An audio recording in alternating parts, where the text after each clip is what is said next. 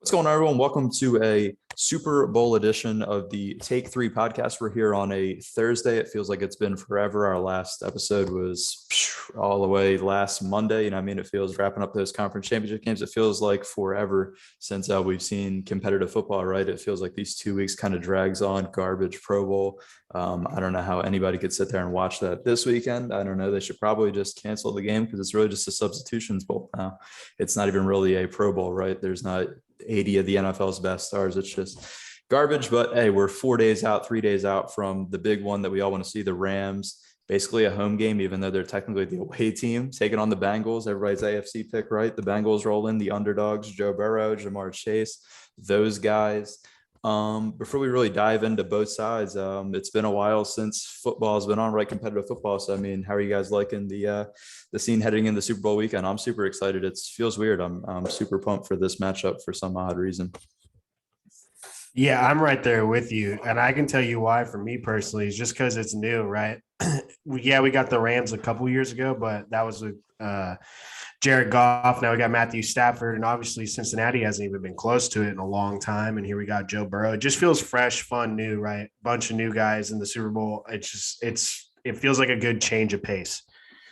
Yeah, for sure. I would say so. It feels like there's like a little bit of a swag in the Super Bowl with obviously Joe Burrow, Jamar Chase, but he brings to the table. Then on the other side, you got Matt Stafford, you got Odell, you got Cooper Kupp. It's like all the stars, and you're spot on. It's a fresh matchup. It's something that we have to look forward to. How about you, Blaine? How are you looking going into the Super Bowl weekend?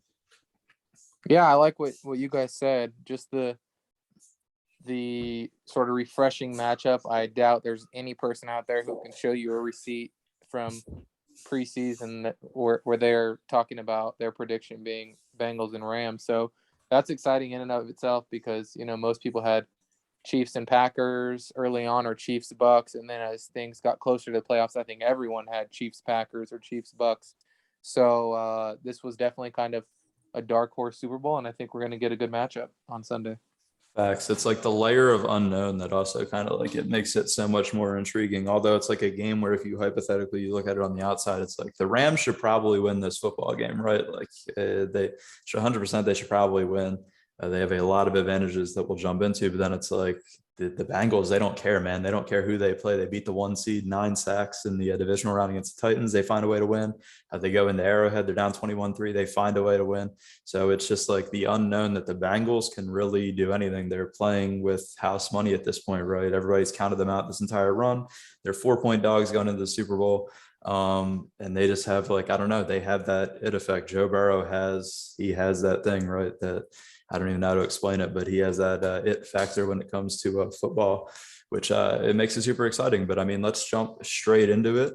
We'll start on the Bengals side of the ball. They're kind of their keys to win. We'll start with you, Alex. What do you think are some keys when you look at the Bengals? Obviously, they have to keep Joe Burrow upright, that front of the Rams that we'll talk about. It's dangerous. They probably want to get some running the ball, right? They have to keep their guy upright. They just have so much going in this game. They got to be able to stop Cooper Kupp, Odell. What did they have to do? Looking at what are a couple of keys that you have that the Bengals need to do on Sunday to take control of this game? Yeah, for Cincinnati, I think the most blatantly obvious one is that Aaron Donald and that D line against that Bengals offensive line, right? And it's kind of like a broken record of saying, well, we're worried about the Bengals offensive line. Like, are they going to allow all these sacks? But man, it's like Joe Burrow has been so incredible. 9 sacks against Tennessee, Chris Jones all over him in the AFC Championship, and he's still getting out of it. And I think he has to continue that high level of play, right? Because that offensive line is going to get beat multiple times on Sunday. Aaron Donald, Von Miller, Floyd, they're going to get in that backfield. I'm sure Joe Burrow is going to be sacked at least twice, I would think, right? So in order for them to make sure they're going, Joe Burrow is going to have to escape and play well, just like he did against Kansas City. He's clearly capable of it. And he's got me as a believer. I buy in. I think he's going to play at a high level. I think he's going to extend plays and keep that offense going. And they're going to need that, right? Because if Joe Burrow is not there extending plays, it's going to be a long offensive day. You mentioned they want to run the football 100% with Joe Mixon. And if they can get efficient running, that they'll do it, right? I just don't know how much confidence I have in them being able to run the ball efficiently against the Rams. The Niners are a very strong run team. They did not run the ball very well against them in the NFC Championship game. I think we could see something similar. And then it's going to rely on Joe Burrow extending plays, right? And then so then that turns the conversation to me with Jamar Chase, T. Higgins, and Tyler Boyd. I think Jalen Ramsey is gonna be on Jamar Chase, but there's just gonna be so much opportunity for Jamar Chase that he's gonna get his still, right? He might slow him down, and Jamar ends the game with only like 60-ish yards, a little slower game, kind of similar to the AFC Championship, but then that leaves T. Higgins across the field, right? Because the ability to shut both of them down, I don't believe is realistic. They're going to have whoever they hone in on, most likely, obviously being Jamar Chase, is going to leave a lot more opportunities for Boyd and Higgins. So, like, to me, it's all about Joe Burrow extending plays and then finding the open receiver and not forcing things, right? Because I believe if he can extend plays, if it's not Jamar Chase, T. Higgins or Boyd will find an opening in that. Yeah, it's interesting. Just the Jalen Ramsey, Jamar Chase thing. Jalen Ramsey doesn't shadow. He doesn't. He doesn't shadow. So if Zach Taylor had any brains, he could keep him across the formation. I don't know. We saw the last time that Jalen Ramsey wanted to shadow a guy and get pissed. He went on Mike Evans and got burnt 2 plays later. So, I mean, there's in all likelihood, they could just keep Jamar Chase away from Jalen Ramsey. Probably be the smart thing. I mean, they still have Tyler Boyd. So it'll be interesting to see how they kind of roll out on offense, right? Because you assume that Jalen Ramsey will be able to do a solid job sitting 10 yards back and just praying that the front 4 attacks. But I mean, yeah, you hit it nail on the head. The Rams are going to come straight at Joe Burrow. That O-line concerns me a lot. They're going to have to be able to chip block, throw a tight end in there, right? Just stunt some, just slow down the pass rush. They got to give Joe Burrow more than 2 seconds. He got sacked 51 times this year. He's just got beat up, and I think that's the number one crucial thing. I think when you look at him as well, that with the running game, I mean, when you look at the 49ers, I don't think the Rams defense respects Jimmy Garoppolo as a quarterback, right? So they figure you can stack up your box. Is James Garoppolo really a threat? I mean, we saw he's not really a threat. Joe Burrow, though, if they can get him a second off of play action with a little bit of running game going, he's a little different story, right? That man can sling the rock around a little bit. So I think it just adds a dynamic that with the quarterback play, if they could get the run game going, I don't know. I can't sit here and tell you that it would be efficient, but if they could find some way to maybe stretch some runs out with Joe Mixon, it could create some things, slow down the pass rush a little bit. We saw them kind of come out conservative early against the Chiefs. So I don't know if they'll come out with the same type of game plan as well. But I mean, Blaine, anything for you to add that what they would need to do, at least offensively? We'll jump defense in a moment, but anything on the offensive side other than keeping Joe Burrow just straight up right for 4 quarters of football that the Cincinnati Bengals should be looking to do on Sunday? Yeah, I mean, we don't need to beat a dead horse on that. That's the obvious number one priority is just protect your quarterback against one of the most ferocious front fours. So I'll kind of spin it off of that and get into some more game plan ideas that I have. And I think one of the most important things that they can do to not only move the football, but move the football while keeping Joe Burrow protected is you see a lot of checks at the line from veteran quarterbacks like Aaron Rodgers. Ben Roethlisberger does it a lot with Deontay Johnson. But some of the veteran quarterbacks, even if they're in a run play, even if they're in a pass play, they'll do a simple check or a simple hand motion to one of their wide receivers if they're being given too much cushion, and they'll the wide receiver just stand there at the snap and they'll throw it right to them and gain 4, 5, 6. Sometimes, if you can make that corner miss, gain a first down on those plays. We see a lot of that from the more established QB to wide receiver connections. And I think Zach Taylor and that offense would be well served to take a page out of the book of some of those veteran quarterbacks, because the Rams are notorious for playing a high percentage of zone defense and really not even pressing or bluffing like they're in man and just, backing the corners off 8 to 10 yards. If I'm Joe Burrow, anytime I see Higgins out wide or Chase out wide and the corners are 8 to 10 yards off, I'm doing the hand signal, I'm checking, I'm snapping the ball and immediately snap throwing to one of those guys and just letting them eat 5 to 7 yards minimum every play, making a corner tackle them one-on-one. And those are physical receivers, Jamar Chase and T. Higgins. They can do damage after the catch, as we've seen many times this year.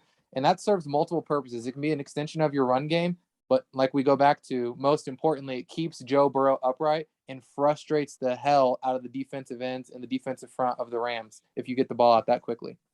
Facts for sure. That would kind of go away from really what they've done all year, right? Because they're mainly let the routes run deep vertical down the field, and kind of you're just not going to have the time against the Rams. I mean, that's super almost. I mean, maybe you should be in the room with Zach Taylor, right? You just unlock the formula, which would probably be smart, right? Because it's probably, I mean, as Alex hit it on, you're not really going to be able to run that much, at least efficiently, straight at Aaron Donald and that front. So to be able to kind of do that, to take a page out of kind of what the Cowboys did week 1 of the season against the Bucs, right? They stayed away from that the dominant front, but they went with the screen pass and the quick passes to basically be a running game without it being a running game.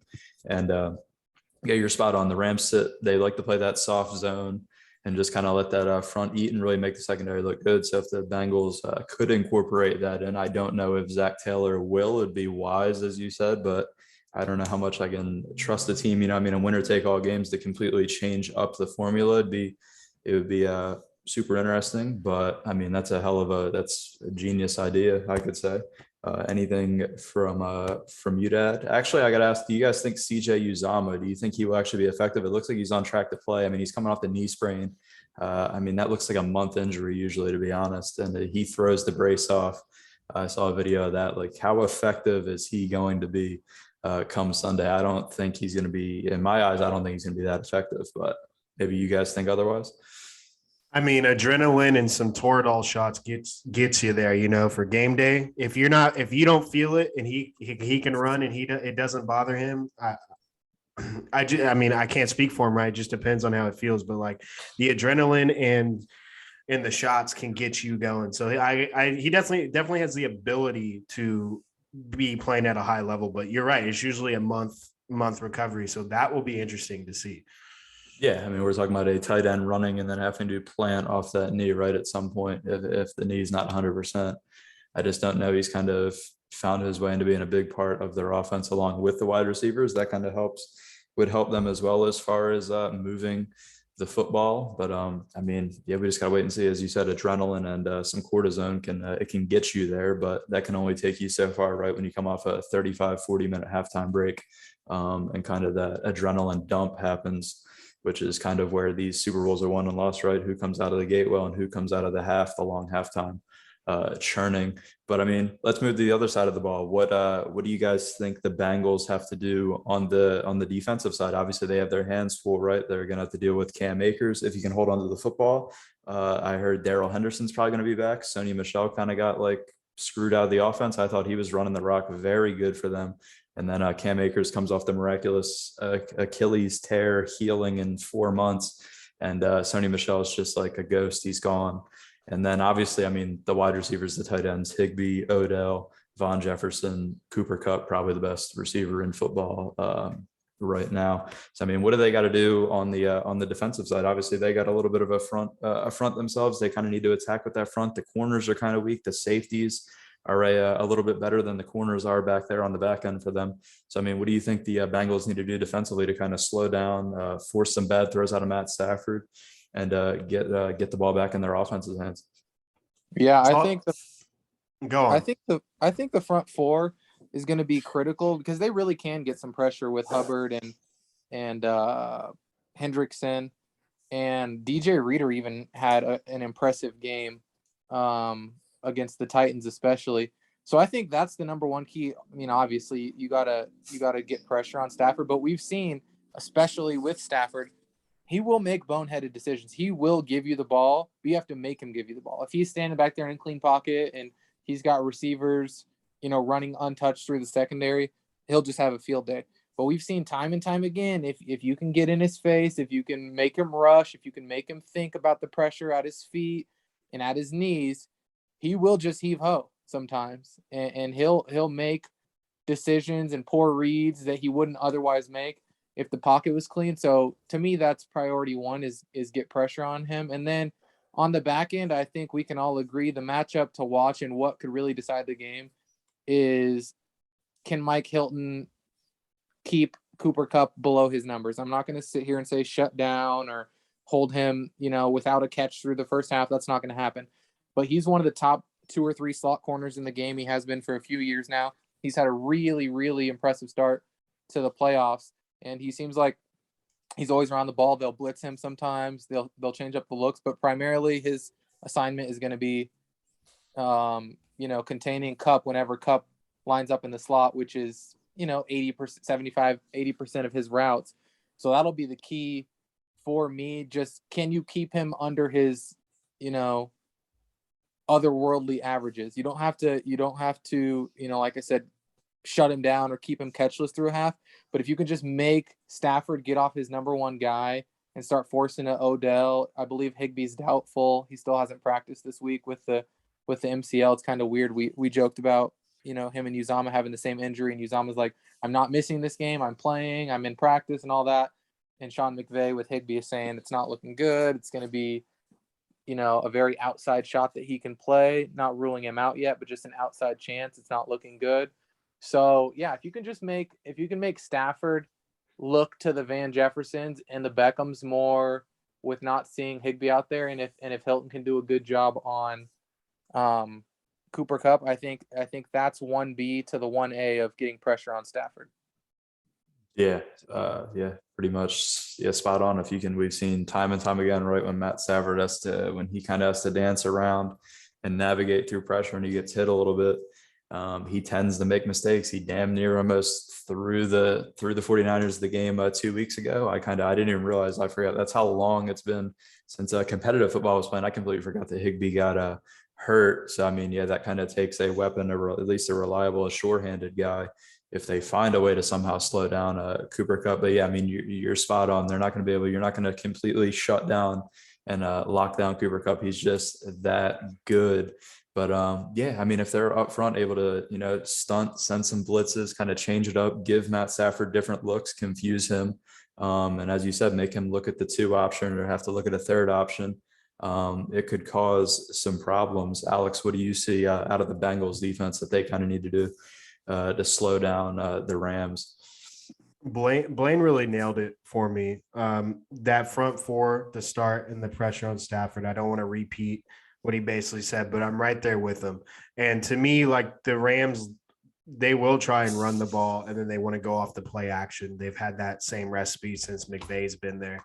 And I would assume they're going to be able to run the ball decently well, 3 to 4 yards of carry, and get that play action. If I'm the Bengals, what really scares me, because like you were saying about Hilton and Kupp will get his, right, and do your best to slow him down. But Odell's been clicking, right? And what scares me, if I'm the Bengals and their defense, is going to be those 3rd downs. And when you think they're looking at Kupp, or you finally got Kupp on a play, it's going to be Odell open on a slant or whatever it may be, because Odell's been playing really well. And that's what truly worries me right now for the Bengals defense, because Kupp has been so otherworldly, but now Beckham has really hitting his stride. And like, if you got those 2 guys together, that's incredibly tough, right? And obviously we know that they're in the Super Bowl, but that's what really scares me, is there's going to be some big 3rd down conversions to Odell. And I think those could be like back-breaking plays for like drives. Can they force the punt or the field goal and get off the field on 3rd downs? Yeah, I mean, that kind of, yeah, you got to worry about those kind of long extended plays, right? You have to get at Matt Stafford and kind of not let those plays drag on and let Odell get all the way across the field. I was going to say they're kind of like a hard offense to match up again, right? Because hypothetically, you could sit here and say, hey, why don't we just double Cooper Kupp, right? Just try to take Cooper Kupp completely out of it. I mean, would you think of doing that if you're kind of on the Bengals defensive side? Would you maybe, I don't know, you have Mike Hilton and then have a safety, just you have 2 guys follow him at all times, and say, if we can get him out of it and make Matt Stafford look elsewhere, slow down his process, make him uncomfortable back there, that could be a route. But then it's like, then you have to deal with Odell, who's kind of, as you said, he's hitting his stride. He's starting to look better and better each week. You have Von Jefferson still there. They just have so many guys, and then they even have the plays out of the backfield. I mean, Sean McVay, I'm not a huge Sean McVay fan, but he can get crafty in the offense, especially off those play actions. So it's like, if you're on the Bengals side, would you consider doubling or having 2 guys follow Cooper Kupp and kind of living with Odell or Von Jefferson beating you? I think the hardest part about doing that is he plays primarily in the slot and he has a two-way go. It's easy to do that with outside. I don't want to say easy. It's a lot easier to do it with outside receivers because the safety's coming from the inside to bracket, and you can have your corner play accordingly and sort of shadow knowing that you have inside help from the safety. But that's nearly impossible. I think you would just be basically shooting yourself in the foot by trying to have a safety help on Cooper Kupp because he still has a two-way go where he runs just as many outs to the inside and across the field as he does to the outside because there's so much room when you're playing inside. You don't really have that same advantage when you're talking about like a guy on the outside like a DK Metcalf or when Devontae Adams is lined up outside or DeAndre Hopkins. It's a little easier to do it in those circumstances because the safety doesn't really have to account for, going both ways. I think really what the answer comes down to is if you don't trust Hilton, and I think they're going to open the game trusting Hilton and giving him those one-on-one opportunities. But I think to your point about if they need a double, if they get to a point where they feel like they need a double, I think that's when they're just going to get away from man and start going zone. Yeah, or you could say, hey, we know Cooper Kupp's going to do what Cooper Kupp's going to do. Maybe we say, fuck it, and we take Odell out of the game, right? Take somebody out so that way you lessen the amount on the table, right? For them, right? Just give them a lesser of the spreads. Make Matt Stafford think a little bit. But that's what I'm saying, dude. They're so tough on the offensive side of the ball. And when you're going to run that style of defense, and they just have so many guys that can break that. If your front four doesn't, it really comes down to how much pressure that front four is going to be able to generate when you run a man scheme like that, right? Because you can barely touch the receivers as it is today. So it all comes down to how much pressure. And if you can make Matt Stafford think, make him uncomfortable, because Cooper Kupp, he's just that good. And the way the rule set is today, these guys are going to get their way on the offensive side, right? 100%. And like the doubling them, I think Blaine nailed it right. And they'll switch to the zone. And like it comes down to what you were saying, putting pressure on Stafford. And to me, it's like if they can, so you're talking about like eliminating Beckham or trying to slow down Kupp. But if you can get them in long yardage situations or really shut down the run game. So once again, it all comes down to this front four, right, for Cincinnati. Because all those things turn around, all those things do is put more pressure on Matthew Stafford. And like Blaine brought up earlier, he's shown that he'll make mistakes or throw the ball up if the pressure's on him in certain situations. So it's all about the front four in multiple aspects because they can get turnovers off Stafford if they just force it. Yeah, that is, it's facts. It's kind of it's an uphill battle. That's why they're kind of been the underdogs outside of the wild card round. Obviously, like this whole run, it's going to be an uphill battle. They got to kind of play really perfect, I would say almost perfect football, right? I feel like they have a way smaller margin for error than the Rams do on the other side of the ball. But it makes it fun because they just seem to not care. Like that's the best thing about the Bengals for me. It's just like right when you write them off, they just don't give a damn, and they just find a way. They'll do something. I don't know, Matt Stafford. They won't have Tart on the team, so the safety will actually catch the interception that Matt Stafford heaves you up. Because I fully expect Matt Stafford to make one or two throws in the Super Bowl where it's kind of like go make a play, right? Where we see, I don't know, can Eli Apple not get hit in the nuts with the ball? Or can somebody, can somebody on that defense in that secondary make a play? Because I think the front will get to Stafford and force at least one or two throws out of him that we're like, what the hell is that? But it's a tall task either way, right? It's the Bengals are really going to have to execute perfectly on the offense, more so on the offense side of the ball. That's the strength, right? Joe Burrow with all those guys, keeping him upright, and then kind of setting their defense up for success. But go for it. I was gonna say, are we factoring pressure into this at all? And when I say that, I don't mean in the sense that like Joe Burrow's nervous and he's not going to play well. No, he's played in big games. He's going to play really well. What I'm saying is the Rams have a better team. They're at home. They mortgaged their future, all these draft picks. They went all in, right? They should win this game and they're better. And then you have the Bengals, which are all young guys, including the coaching staff. They're playing with house money. Like, do we factor that in at all? I think they'll be It's a Super Bowl, right? I think out the gates there'll be a little bit of pressure on both sides. I mean, if I'm looking at both teams, the Rams definitely like the Rams have it all. Like if we're trying to teeter the edge on the pressure side, like who has to win this football game? It's kind of like the Rams, that the Rams have to win this, right? As you said, they sent all the picks away for the next 50 years. They have all the stars. They went out and got Matt Stafford. He's the missing link, right? We had to get rid of Jared Goff. If we get Stafford in here, we're guaranteed to win a Super Bowl. So it's like if we're looking for a side that maybe has a little bit more pressure on them, it's definitely the McVay Rams. But I mean, I think both sides coming out of the gate, it's just like the factor of it's the Super Bowl, it's Los Angeles, like the moment is going to be there for sure. I don't know how Blaine feels, but I mean, if I had to put pressure on one side, I would definitely say the Rams they should have a lot more than the Bengals. Yeah, I agree with that.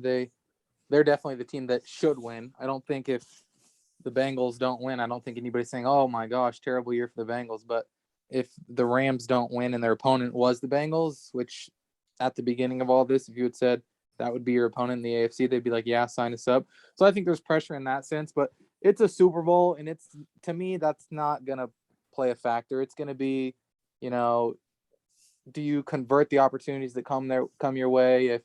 If there's a muffed punt, who happens to jump on it? If there's a 3rd and 6 early in the game and Burrow puts it right on Jamar Chase's hands, does he drop it? I mean, those are the type of things that I think win and lose the game more than, oh, the Rams should win, but they might be too jittery because they should win.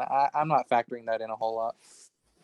Yeah, I could agree with that for sure. But I mean, let's straight up jump into it. Let's hop over to the Rams side. Obviously, the 4-point favorites, the NFC champion. They have everything. They got Matt Stafford. They got the better of the O lines. They got Cam Akers. They got Darrell Henderson, Sony Michel. They got all the guys on offense. So I mean, when you look at them, we just said what the Bengals need to do to they got to get their front four going. They got to attack them. They got to find a way to stop Cooper Kupp. They got to find a way to slow down Odell. They got so much on their plate. But I mean, if you're sitting here on the Rams side of the ball, you're Sean McVay. You're in their meeting rooms for the past 2 weeks preparing for the Super Bowl. What are the Rams? What are you looking for the Rams to come out and do, at least to start the game? What are their keys on offense to get them going and for them to cruise to a Super Bowl win? Well, I think it's a lot of what we talked about, right? They're going to run with the real interesting thing to me is like who's going to get most of the carries. I would assume it's Cam Akers, right? But I don't know. It's a little convoluted. I still think Sony Michel deserves some carries. He hasn't been fumbling, but they're going to try and establish a run, then go off play action. And I just think, like we said, like you're not going to stop Kupp. It's just Kupp is going to be so damn efficient, and he's just beats you on routes. He just breaks before you do, or stops before it. It's just so impressive that I think they're going to be able to like really do what they do right. That's terrible analysis, I know, but it's going to be a lot of running and play action. And I just don't see how, if you actually slow down Kupp on a play, as long as the pressure's not on Stafford, right, and he has time, I don't see how they don't get another receiver or a back open. It's going to be very hard to slow down this Rams team, with the exception of the front four for the Bengals, like really balling out. Yeah. Yeah, I mean, I couldn't disagree, besides for the fact I don't know how much the Rams are really going to run it. Like they're a bottom 10 team when you look at the rushing, right? Since Matt Stafford came in, the Cooper Kupp's going off. They've kind of became like almost a pass happy team with the throwing it, getting all the weapons involved. I think it is a crucial thing for them to trust the run game, right? Get back to what you kind of did with Jared Goff, run the hell out of the football, because it does set up that play action. That play action is so deadly.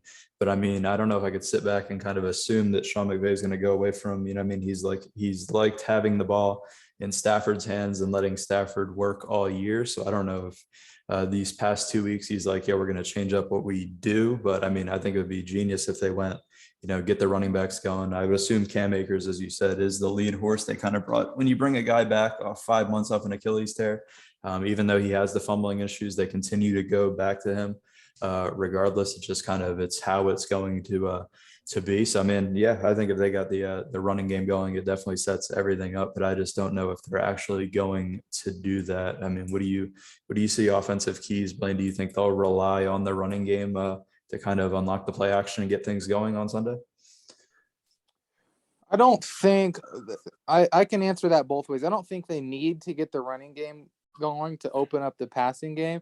And I say that strictly because of the amount of plays that Sean McVay uses motion. I mean, he's just so good with motion. I believe they were second in the NFL behind the 49ers in plays using motion. Nobody's ever going to touch Shanahan. It's like absurd almost.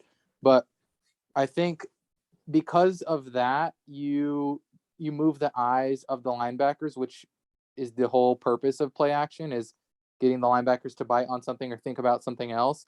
So I think because of the scheme of his offense, I don't think it's necessary to go out and establish the run.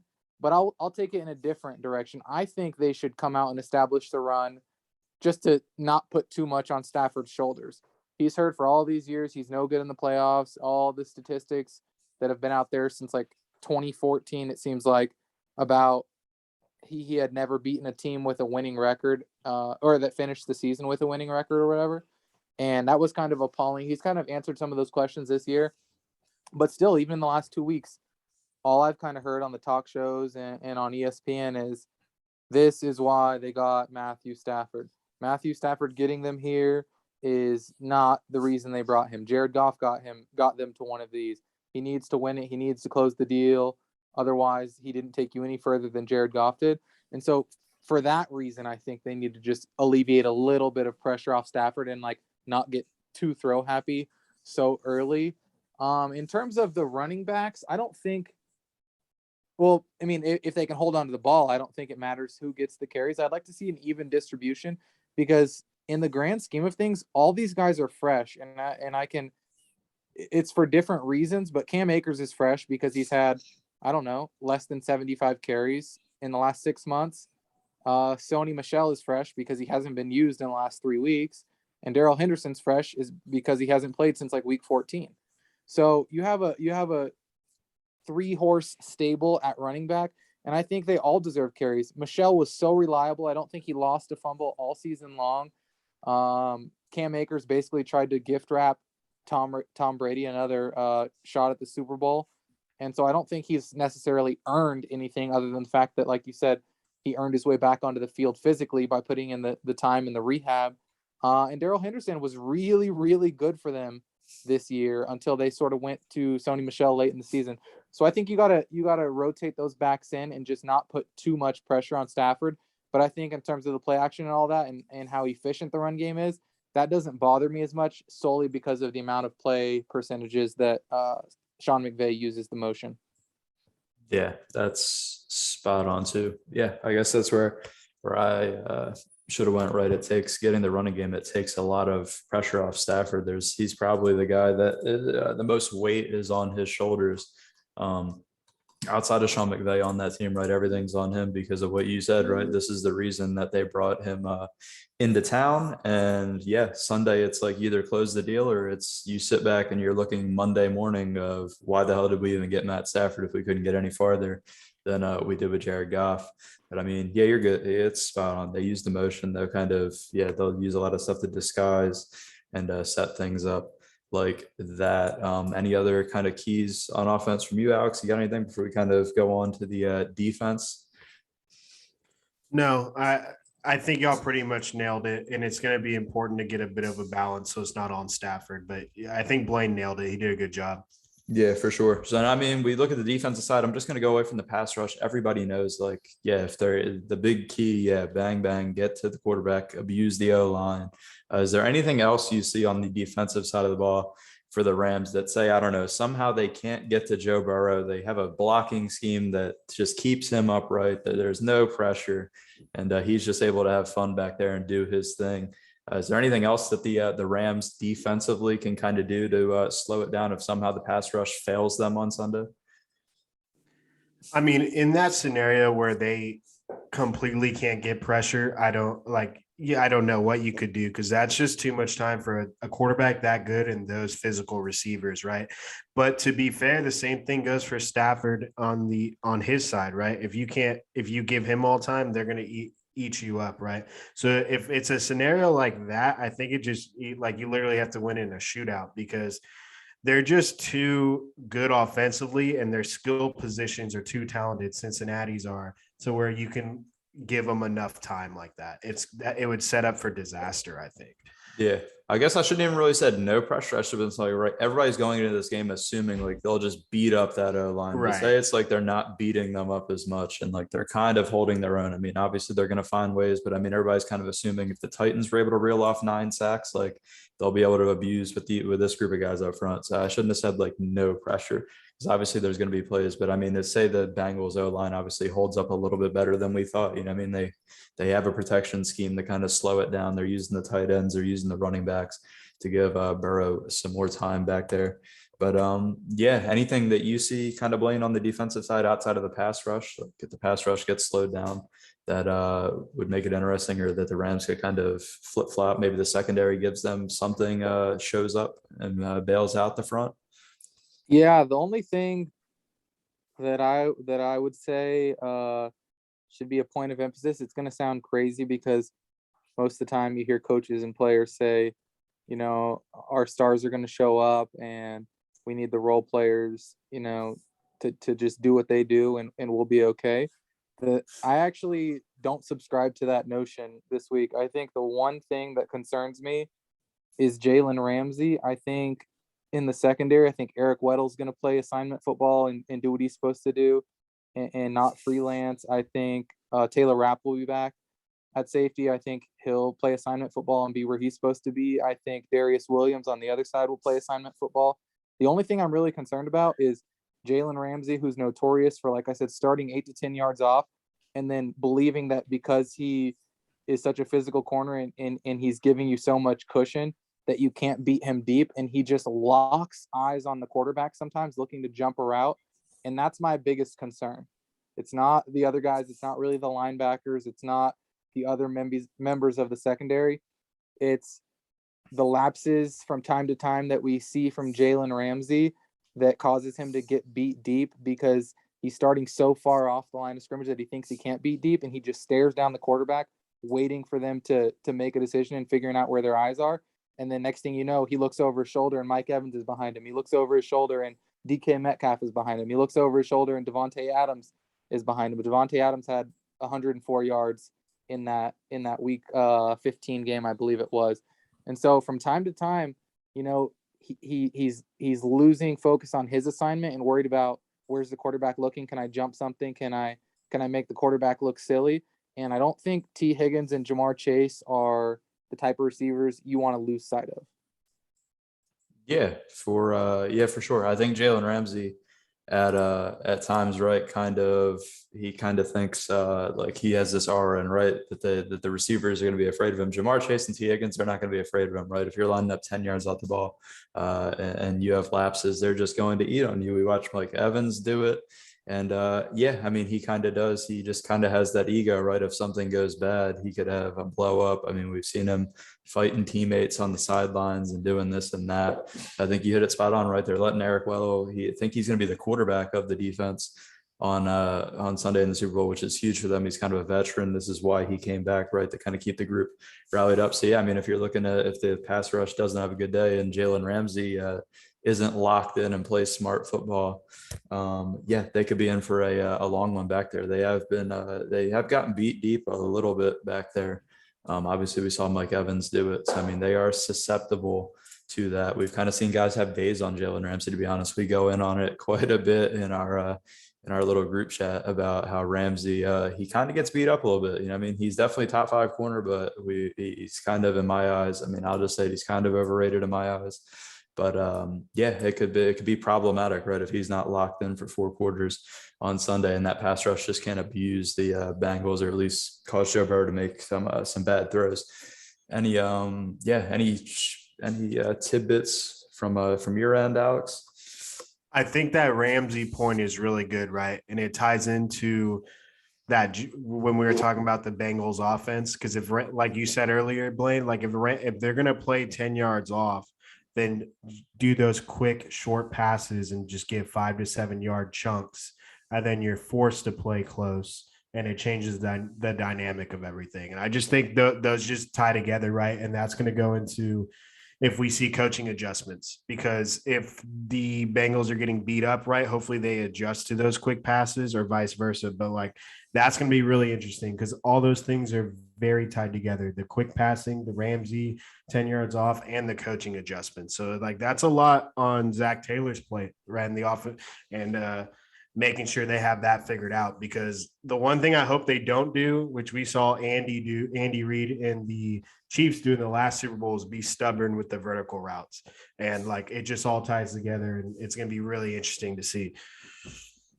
Yeah, for sure. And especially, I mean, we saw the San Francisco 49ers have success when they use those little Debo Samuel, the screens to cause the defense that's playing 10 yards off. It causes them some issues. Screen passes frees you up. You have a lot of space when they're going to play that soft zone 8 to 10 yards off and just let that front kind of do their thing.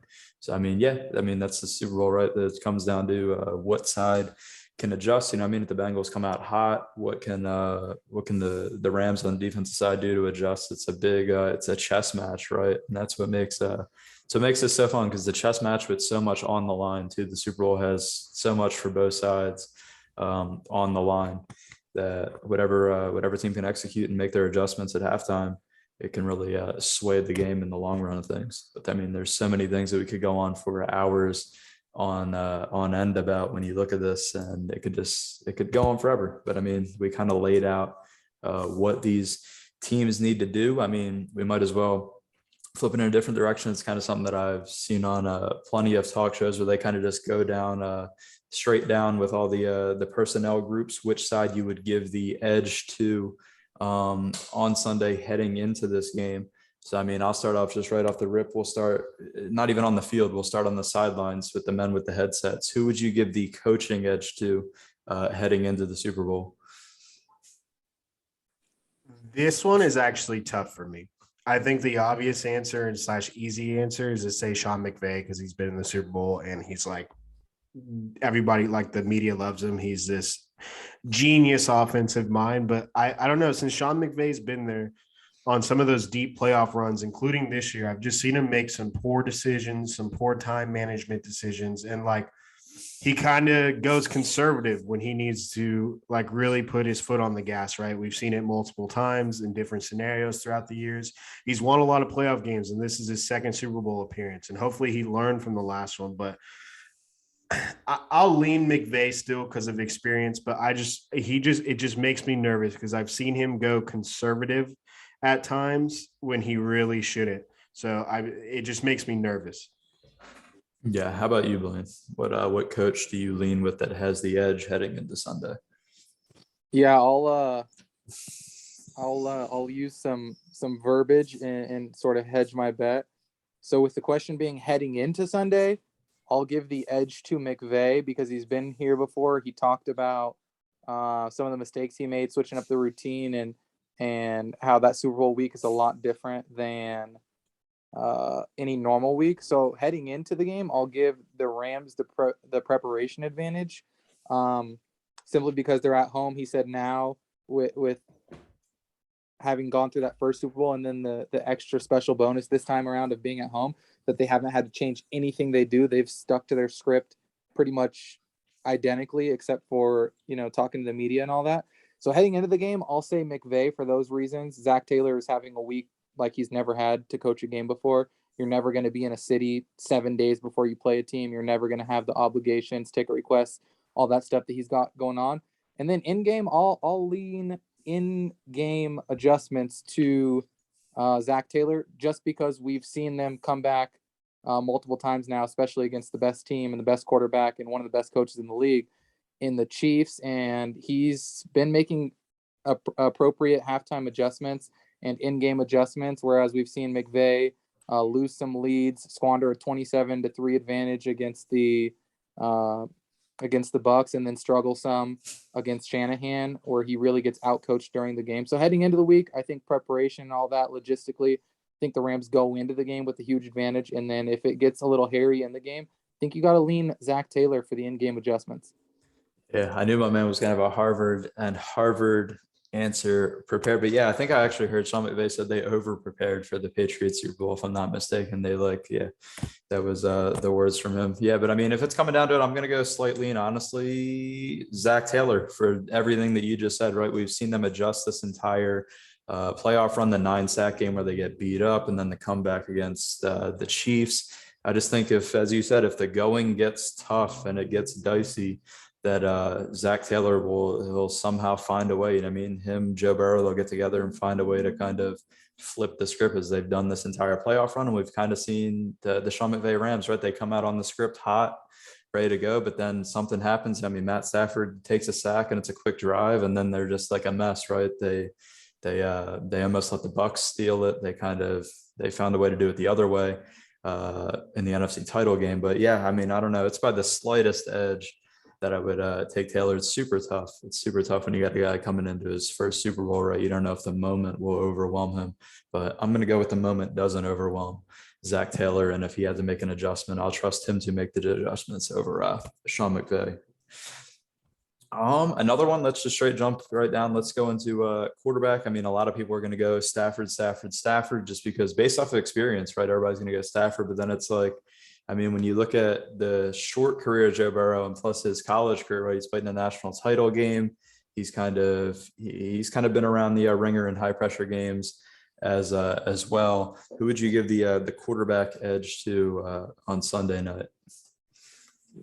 I'm actually going to lean Joe Burrow. He has been an underdog the last 2 games, balled out. The man got sacked 9 times in the divisional round and pulled his team out still.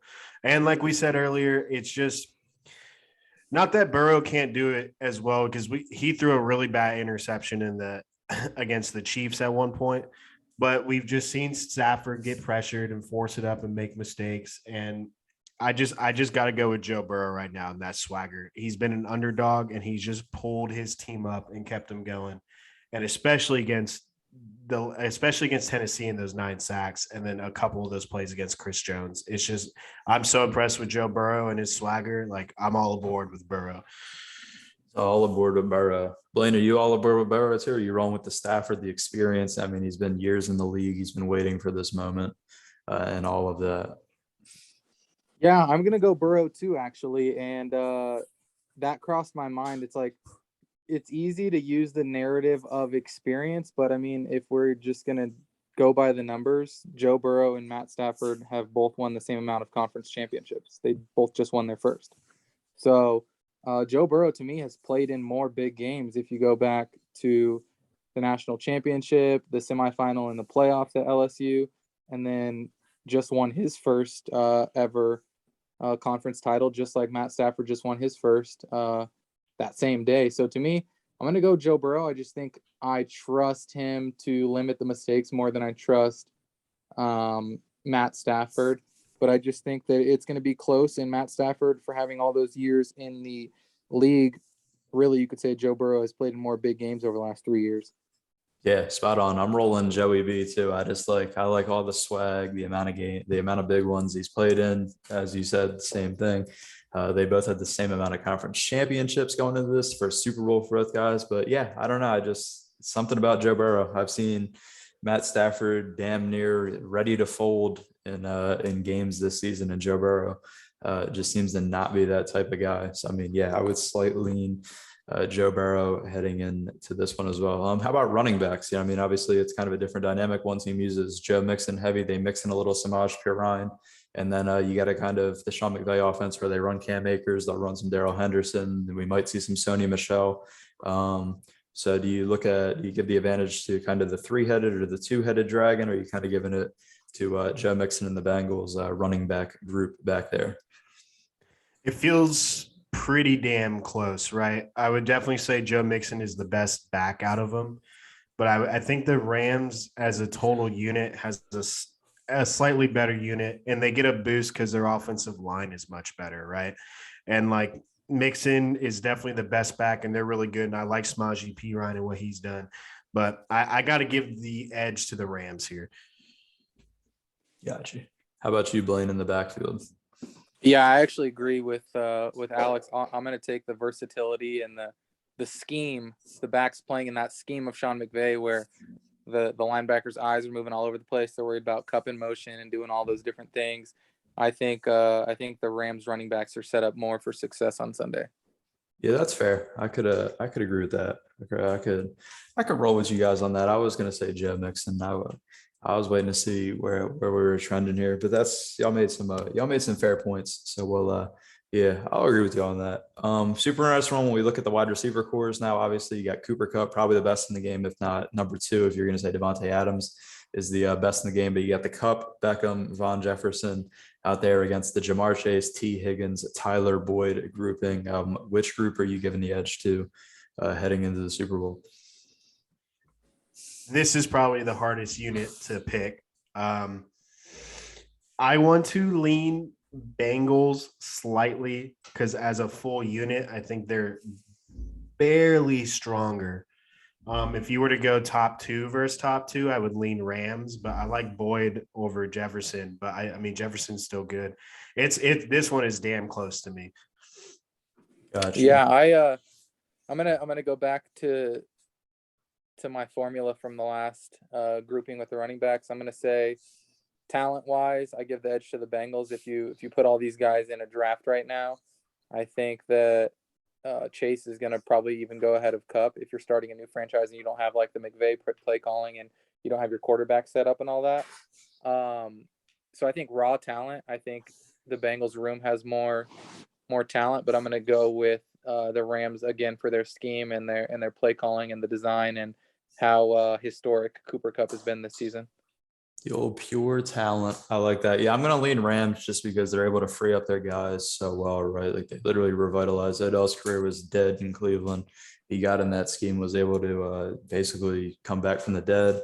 They find a way to get Von Jefferson involved. And then obviously Cooper Kupp, what he does on the field kind of speaks for itself. So, I mean, it's not a huge margin because I do love those guys on the Cincinnati side, but I would go just slight edge because the total package that you get in that kind of that Rams system. O-line, skipping, a D-line, there's no point talking about that. Honestly, really the only other position group to me that kind of comes down to is the secondary, right? It's kind of the secondary. Do you roll with the corners on the Rams side, where it's arguably like the Bengals strength is probably in the safety spot, right? They have a little bit weaker corners. They're trotting out who it's Awuzie, Eli Apple, Mike Hilton. They're good guys, but then you have obviously Jalen Ramsey, Darius Williams, and they're guys. Whose secondary would you give the edge to on Sunday? I think I would give the edge to the Rams. Like you said, better corners. I would take the Cincinnati safeties probably, but Eric Weddle is, honestly, he's been a good presence. I thought when he like hopped back on the train, it was gonna be kind of tough, not playing in a while, but he's been good. And obviously, you have Jalen Ramsey, Williams, Long. It's just I would give the slight edge to the Rams for sure. Yeah, for sure. I think when I look at secondaries, that's right. The corner play is kind of valued higher than the safety. They have the best corner on the field with Jalen Ramsey. So yeah, I would probably lean the Rams secondary as well. How about you, Blaine? I know you're going to have something cooked up to literally toast both of us. No, I agree. I would go with the Rams. I'm convinced, honestly, if there was no such thing as halftime and the Chiefs Bengals just played the straight four quarters, that the Chiefs were going to win like 56 to like 10. I don't know what secret potion was given in the locker room. I don't know if it was some of that Space Jam secret stuff that Michael Jordan handed out in '95, but they literally could not stop the Chiefs wide receivers and pass catchers in the first half and got saved by the bell when the Chiefs got down to the one and just didn't have enough time to like run a full complement of plays there. And then they came out and really, I still wasn't really impressed by the Bengals secondary, even in the second half. They really didn't have to do much. If you remember Mahomes' first interception of the second half, the defensive end, like I think the backup defensive end, honestly, just made like some brilliantly athletic play, tipped the ball to himself, caught it, and that was the first turnover. And then really the front four just started harassing Mahomes. He didn't have time. He couldn't do anything. He couldn't even find his receivers. Who knows, how many times if we watched the film back that receivers were still open. I don't believe that coming out of halftime, Eli Apple and Chidobe Awuzie started clamping Tyreek Hill and Travis Kelce. But I think it was just that Mahomes just didn't have time, and then he was getting flustered, and the defensive end made a good play on the batted ball interception. But yeah, I mean that game was clearly trending in a direction in the first half where you could see that against a good group of receivers, Cincinnati's talent is just outmatched in the secondary. Yeah, for sure. I guess there is one more that I want to bring up. Special teams. Obviously, the kickers, they play a huge part in this. We've seen Matt Gay kind of be shaky at times, and then we've seen Evan McPherson. That guy's been lights out. I assume we would all kind of give that edge to the Bengals. Yeah, I'm with the Bengals on that. And McPherson, dude, the swagger to say looks like we're going to the AFC Championship, boys, and then go nail it. Come on, gotta go with that guy. Yeah, it's like flip flop. Oh, my bad.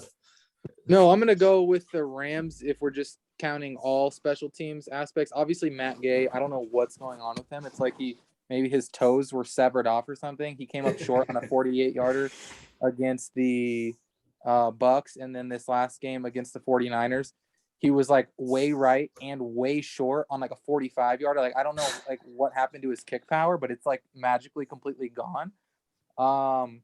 So yeah, in that aspect, I go McPherson, but punt game, got to go Johnny Hecker, not only for his boot of a right leg, but he has been known to pull out some of the best special teams fake punt passes like in NFL history. And then the punt return and kick return game, I really like Brandon Powell returning kicks for the Rams. I think he's only been there like 8 weeks. He's having a really good time on the punt return average, and he's already returned a punt for a touchdown.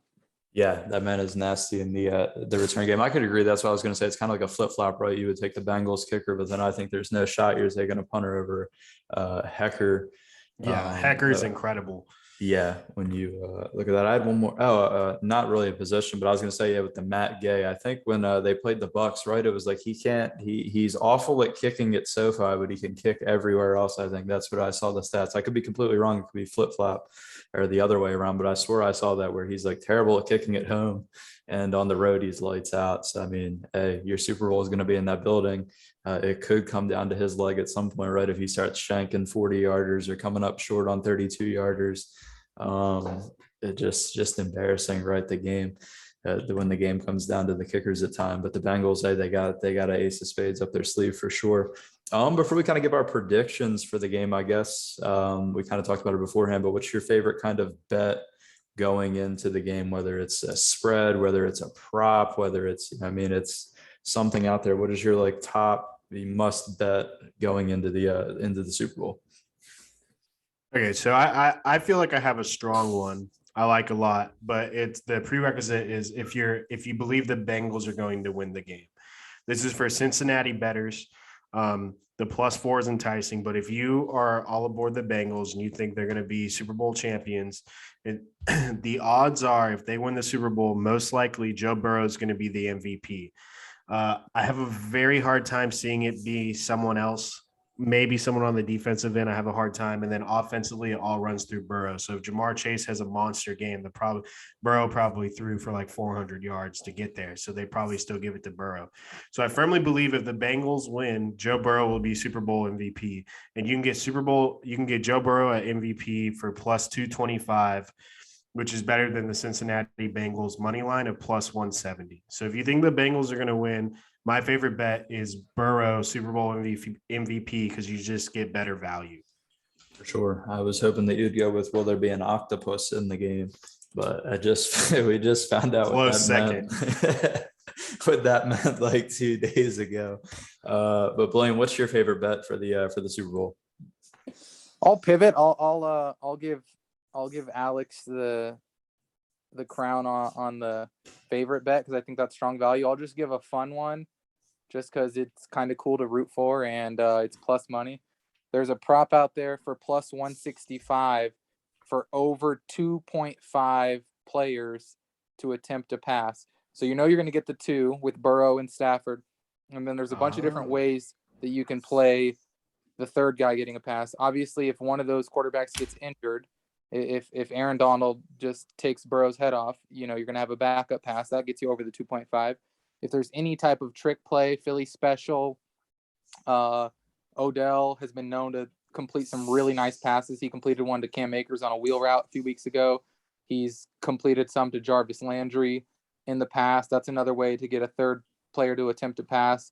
And then the final way is always you always got the ace up your sleeve with the fake punts from either Johnny Hecker, which we've seen time and time again, or maybe Zach Taylor gets some balls and gets creative and gets out of his conservative shell and allows a punter or a placeholder on a field goal to attempt to pass. So I just think that's a fun one to root for. Not that you want to root for an injury or anything, but there's pretty good value in that, I think, for over 2.5 players to attempt to pass. Yeah, for sure. I mean, maybe they wheel out one of those, that reverse play and bang. So, I mean, my favorite, I was about to say something dumb. That my favorite one I just saw on DraftKings, any kick to hit the upright is a plus 400. But I mean, my true favorite one, I've been honing in on it for 2 weeks, was 18-1. It's now down 16-1. It's Aaron Donald to win the Super Bowl MVP. I kind of don't understand how. I mean, I guess I get why Cooper Kupp is 6-1 and it's kind of second favorite behind Matt Stafford. But I mean, as I said before we even came on, and I've kind of been saying it for 2 weeks now, that it's like if the Rams are going to go off and right, if Cooper Kupp's going to have a very good day and he's going to have the 12 catches, $160 and 2 touchdowns, odds are Matt Stafford has a good day. And I mean, in this day and age, it's all about the quarterbacks. It's kind of a storyline. If Matt Stafford was able to go to LA, leave Detroit, and he gets the Super right, he's likely to get the Super Bowl MVP. I don't think there's a world where Matt Stafford completes 15 passes and 12 of them are to Cooper Kupp and Cooper Kupp carries. But I think if there was a world where that happened and Matt Stafford was off, Aaron Donald's going to eat up that the Bengals interior, right? He's going to get all after Joe Burrow and kind of have his day, and kind of winning a Super Bowl championship and him winning Super Bowl MVP kind of completes his legacy, right? It kind of pushes him further towards the greatest defensive player of all time, and at least into that discussion.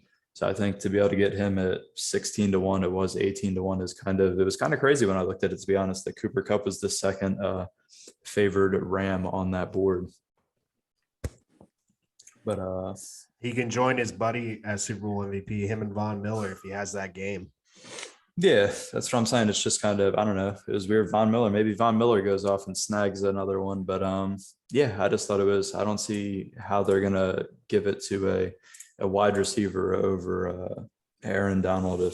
I don't see a world where Matt Stafford's terrible, but Cooper Kupp balls out, right? It doesn't seem likely. I don't know. I mean, hey, it's Vegas, right? So they know they're onto something. And I just sit here and talk about this shit, and I'm usually wrong. So, hey, I'll probably be wrong on Sunday.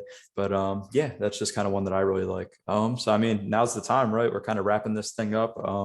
It's a prediction time, whichever one of y'all, or if y'all want me to lead off, I don't mind leading off if somebody wants to take the floor. But I mean, who wins Sunday? And what is your score prediction, I guess?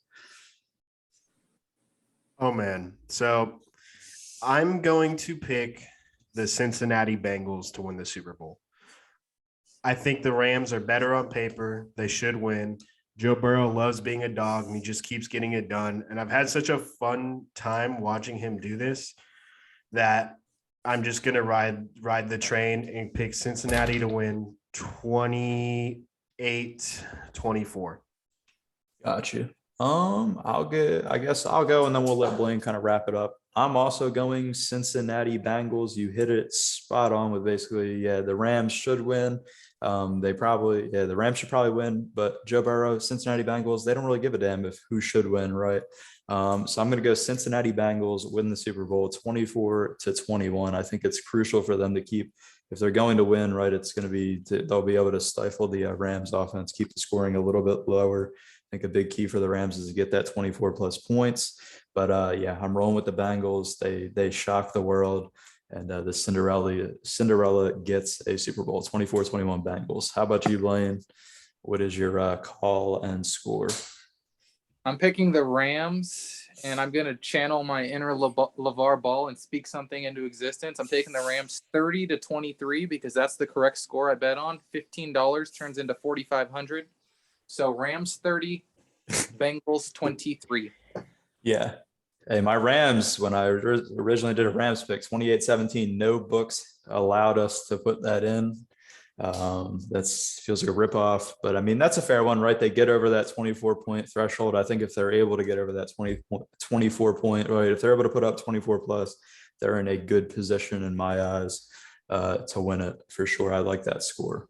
Any kind of closing thoughts? I mean, this kind of it's wrapping it up time, and time to get out here. Just to that bet, I like that bet because the Rams, it should be a touchdown. Like on paper, they're better by a touchdown. It's football and crazy things will happen, but hey, it should be Stafford by 7. Yeah, for sure. I don't disagree. If everything went right, the Rams should have it. But too bad, LA. You got Matt Stafford for nothing. You guys aren't winning the Super Bowl. Sucks to suck. But I mean, yeah, that's gonna wrap it up for this Super Bowl edition of the Take 3 podcast. Thanks for tuning in. Please like, subscribe, and comment.